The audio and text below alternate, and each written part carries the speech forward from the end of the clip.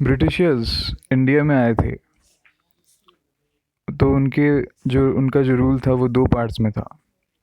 पहला पार्ट था company rule का, जो कि 1773 से 1858 तक चला था। और दूसरा पार्ट था क्राउन रूल का, जो कि 1858 से लेकर 1947 तक चला था, आज़ादी तक। तो इसमें जो कंपनी रूल जो था वो उसका मतलब ये है कि ईआईसी मतलब कि ईस्ट इंडिया कंपनी का डायरेक्ट रूल था उस पर।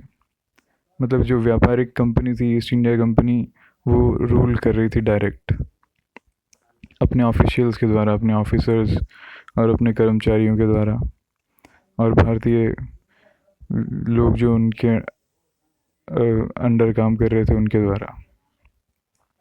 और दूसरा पार्ट जो था वो था क्राउन रूल, जो कि डायरेक्ट ब्रिटिश क्राउन महारानी के ऑफिशियल्स के थ्रू रूल होता था, जो कि 1858 से लेकर 1947 तक था। 1858 का इंग्लिश में मतलब है 1858। तो जो ये कंपनी रूल था उस वक्त लगभग 9 एक्ट्स थे,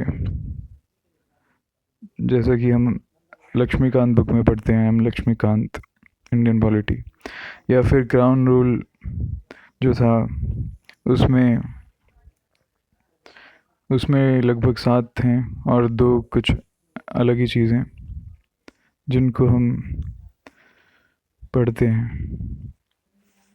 तो ये ब्रिटिश रूल इस तरह से इवॉल्व हुआ था।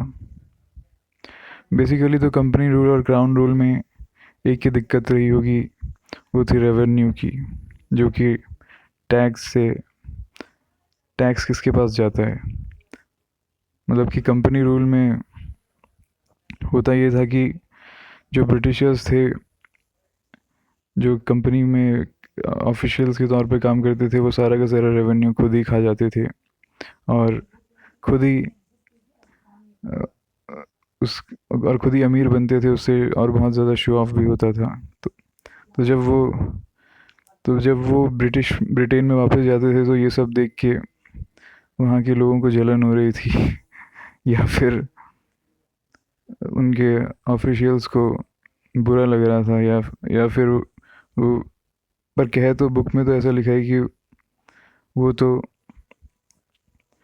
मतलब इस तरह का लूट मचा के रखी है वहाँ पे भारत में कि खुद ही अमीर हुए जा रहे हैं लूट लूट के। तो फिर क्राउन रूल में उन्होंने कहा कि हमें भी लूटने दो, हमें भी लूटने दो, तो इसलिए वो वहाँ पे ट्रांसफ़र हो गया।